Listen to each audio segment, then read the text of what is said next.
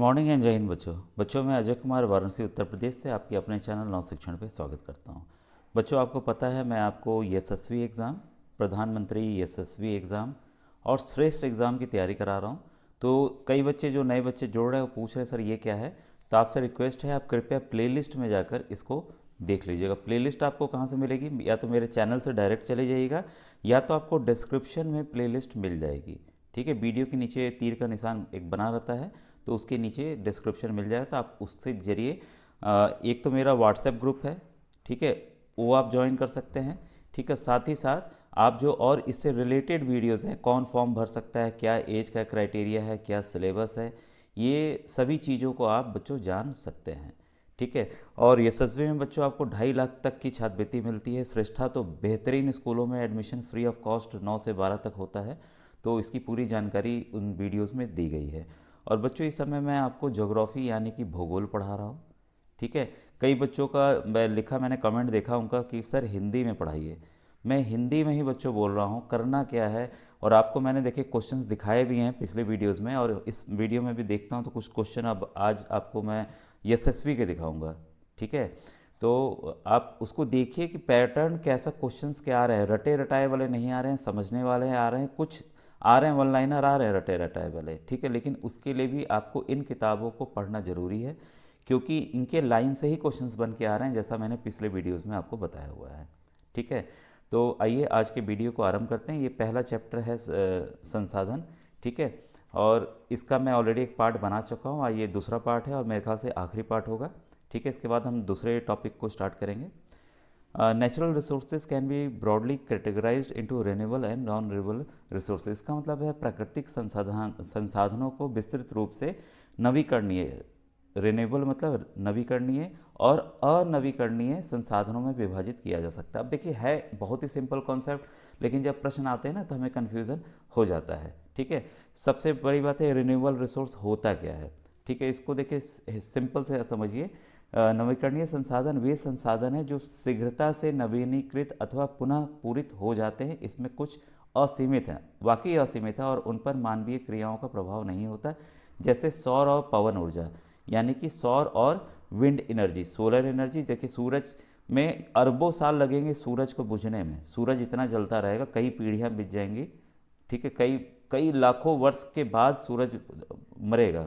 ठीक है, तो अब देखिए सूरज असीमित है, हमेशा मिलता रहो, हवा हमेशा चलती रहेगी, तो ऐसी चीज़ें हैं जिस पे मानव का प्रभाव नहीं पड़ता है। ठीक है, लेकिन कुछ ऐसे संसाधन हैं जैसे कि जल, मृदा और वन, लापरवाही से उपयोग उनके भंडार को प्रभावित कर सकता है। ठीक है, अब देखिए लकड़ी हो गई जंगल की, हमने जंगल को काट दिया, काट ही रहे हैं भाई, शहर बसते जा रहे हैं तो सीमित हो रहा है। ठीक है, अपने से जंगल उग रहे हैं, लेकिन ज़्यादा काटे जाए, कम हो गए भाई, कई सालों में ना पेड़ तैयार होता है, मिट्टी को हम खराब कर दे रहे हैं, पानी को हम खराब कर दे रहे हैं, तो ये हमें इफेक्ट करें, नहीं इफेक्ट करेंगे तो हमेशा मिलता रहेगा। ठीक है, ये है, तो अब ये इसको आप याद रखिएगा कि ये सब चीज़ें क्या है, हमारे नवीकरणीय संसाधन है, यानी कि रिन्यूएबल रिसोर्स हैं।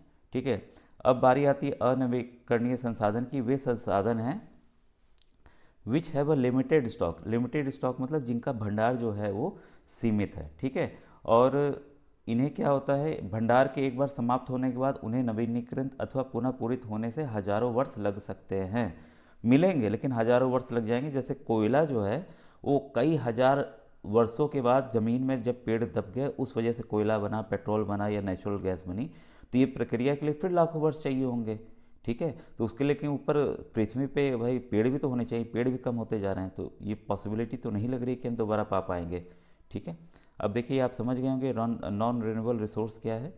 अब देखिए on the basis of their distribution resources can be ubiquitous और लोकलाइज्ड। ठीक है, रिसोर्सेज इसका मतलब ये है संसाधनों के वितरण के आधार पे वे सर्वव्यापक अथवा स्थानिक हो सकते हैं। ठीक है, जो संसाधन सभी जगह पाए जाते हैं, जैसे कि वायु जिसमें हम सांस लेते हैं, वो सर्वव्यापक है। यूबिक्यूसियस है मतलब वो सब जगह हवा मिलती है भाई। और लेकिन कुछ जो एक ही जगह मिलते हैं, जैसे कि तांबा या आयरन ओर या कोयला, कोयला देखिए हर एक जगह नहीं मिलता है। ठीक है, तो ये क्या है, आपके लोकलाइज्ड है। और यूबिक्यूसियस मतलब ये सभी जगह पाए जाते हैं। ठीक है, तो ये है डिस्ट्रीब्यूशन के आधार पर, यानी कि कहाँ ये वितरण के आधार पर ये दो तरीकों से बांटे गए हैं, एक तो सर्वव्यापक और स्थानिक। तो इसको याद रखिएगा कि इन दो तरीकों से ये बांटा गया है। अब देखिए, the distribution of natural resources depends upon number of physical factors like terrain, climate and altitude. The distribution of resource is unequal because this factors differ so much over the earth. ये आखिर इनका distribution कैसा है, मतलब कैसे कैसे पाए जाते हैं.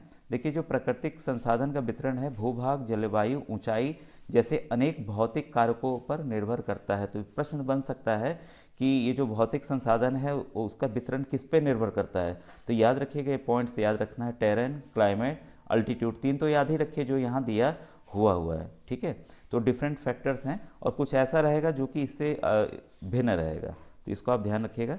अब ये देखिए, यहाँ दिया हुआ है स्टॉक ऑफ रिसोर्सेज. ये आखिर है क्या?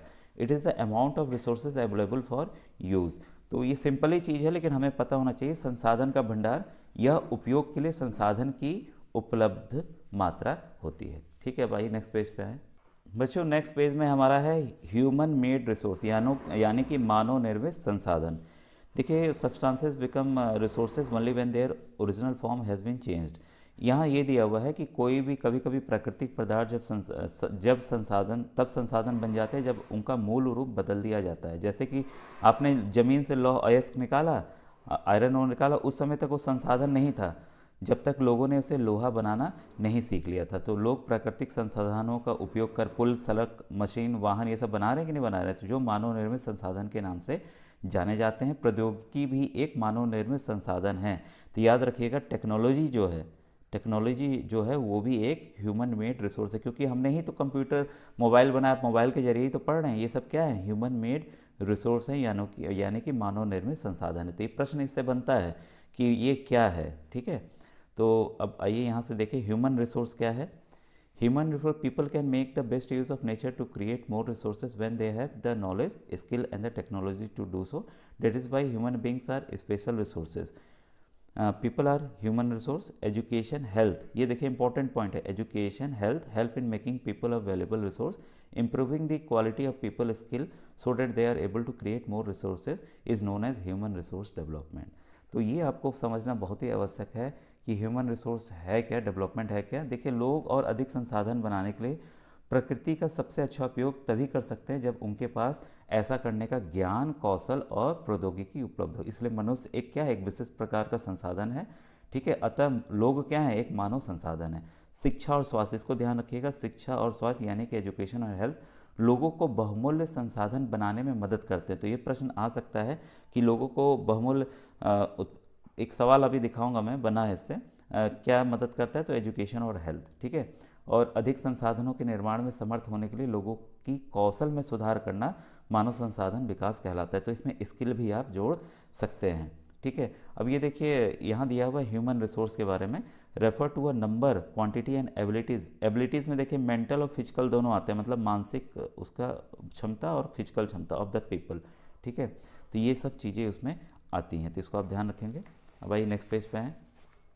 कंजर्विंग रिसोर्सेज, कंजर्व करना मतलब जो हमें मिला है संसाधन उसको सही से संभाल कर रखना. ये देखिए इंपॉर्टेंट टर्म है, ये आईएएस के एग्ज़ाम में, डीएम के एग्ज़ाम में बार बार आता है, सस्टेनेबल डेवलपमेंट. ठीक है, तब यहाँ से हम पढ़ना स्टार्ट करेंगे. यूजिंग रिसोर्सेज केयरफुली, संसाधनों का मतलब अच्छे से इस्तेमाल करना.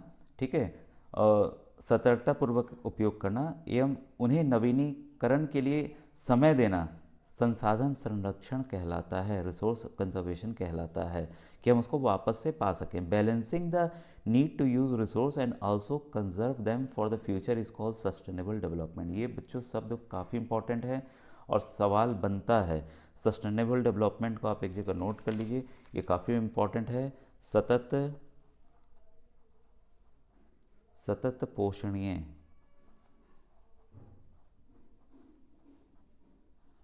ठीक है, ये वर्ड याद रखिएगा, सतत पोषणीय विकास, इसी को कहते हैं सस्टेनेबल डेवलपमेंट. ठीक है, तो इसको आप ध्यान रखिएगा, काफ़ी इंपॉर्टेंट है. ये फिर से मैं बता रहा हूँ आपको, ध्यान दीजिएगा. संसाधनों का उपयोग करने की आवश्यकता और भविष्य के लिए उन्हें संरक्षण में संतुलित बनाए रखना सतत पोषणीय विकास कहलाता है. इसको समझिए. Balancing the need to use resource, मतलब मान लीजिए आपके पास कोयला है, हम एक ही दिन में पूरा कोयला ज़मीन से निकाले और हमने उसका इस्तेमाल कर लिया, मतलब बिजली बना ली या घर में कुछ इस्तेमाल कर लिया. कोयले से कई लोग खाना भी बनाते हैं.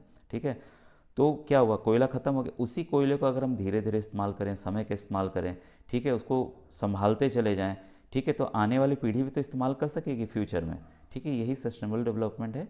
There are many ways of conserving resources, each person can contribute by reducing consumption. ये देखिए कह रहा है साहब साहब कि जैसे मान लीजिए कि आपको यहाँ से बगल में जाना है सब्जी लेने, आप रोज़ अपने बाइक निकाले चले जाएं, भाई आप पैदल भी तो जा सकते थे। तो हर एक आदमी इसमें कंट्रीब्यूट कर सकता है, पेट्रोल बचेगा कि नहीं उस दिन का, ठीक है। तो यही दिया हुआ है। तो देखिए ईच पर्सन बाई रिड्यूसिंग, कैसे रिड्यूस कर सकता है कंट्रीब्यूशन इसमें सस्टेनेबल डेवलपमेंट में, कंजम्पशन को रिड्यूस करके, काफ़ी इंपॉर्टेंट है, रिसाइकलिंग को और रीयूजिंग। ये तीनों टर्म याद कर लीजिएगा, तीन ये दिए रहेंगे, एक चौथा अलग होगा, ठीक है। तो इससे ये प्रश्न बनता है, ultimately it makes a difference because all our lives are linked. यहाँ देखिए सस्टेनेबल डेवलपमेंट के बारे में दिया, carefully utilising resources so that besides meeting the requirements of the present also takes care of future generation. इसका मतलब है संसाधनों का सावधानीपूर्वक उपयोग, ताकि न केवल वर्तमान पीढ़ी की अपितु भावी पीढ़ियों को आवश्यकताओं भी पूरी होती रहे। इस यही सस्टेनेबल डेवलपमेंट बातें, काफ़ी इंपॉर्टेंट टर्म है बच्चों, ठीक है। इससे क्वेश्चंस मेरे ख्याल से आते ही आते हैं, इस बार आएंगे, पिछली बार शायद नहीं आ पाए थे, ठीक है। तो उम्मीद है इस बार आएंगे। और यहाँ देखिए ये इंपॉर्टेंट काफ़ी पॉइंट है, इसको आपको याद करना ही पड़ेगा बच्चों। मैं आराम से बोल रहा हूँ, some principles of sustainable development, ये पॉइंट्स याद कर लीजिएगा, क्योंकि इनमें से 3 पॉइंट्स दिए रहेंगे और या तो ऑप्शंस करके पहला सही है दूसरा सही है, तो अभी ये सभी आप पॉइंट्स आपको याद होने चाहिए। पहला पॉइंट बता रहा हूँ इसमें जो कि इम्पॉर्टेंट है, ये आपका सतत पोषणीय विकास के कुछ सिद्धांत, ठीक है। सिद्धांत के नाम से आएगा कि सिद्धांत क्या हैं इसके। पहला है respect and care for all forms of life. पहला है जीवन के सभी रूपों का आदर और देखभाल, क्लियर हो गया। Improve the quality of human life, यानी कि मानव जीवन की गुणवत्ता को बढ़ाना। क्वालिटी मतलब मान लीजिए कोई बीमार पड़ गया, कोरोना ही जैसे आ गया था, अगर सबको टीका नहीं लगता है तो और दिक्कतें बढ़ती कि नहीं, तो उनकी क्वालिटी ऑफ लाइफ बढ़ गई, अब लोग कम बीमार पड़ रहे हैं। Conserve the earth vitality and diversity, इसका मतलब है पृथ्वी की जीवन शक्ति और विविधता का संरक्षण करना।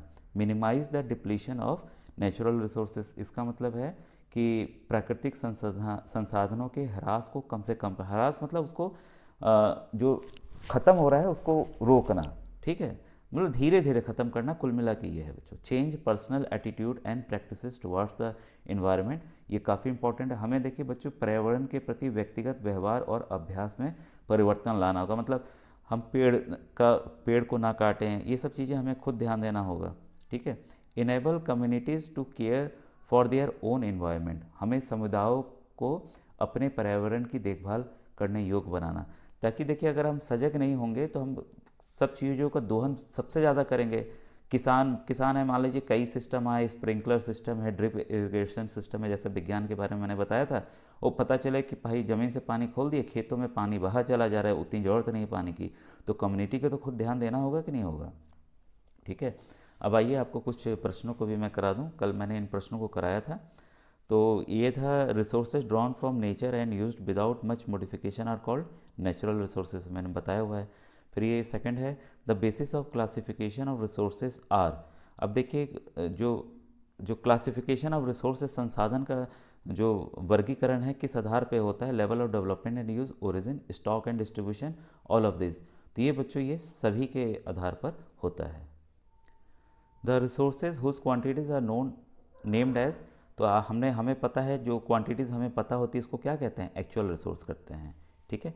फिर ये देखिए ये है the exclusive right over idea और invention is called resource, utility, patent और टेक्नोलॉजी, तो उसको हम क्या कहते हैं, पेटेंट कहते हैं, ठीक है।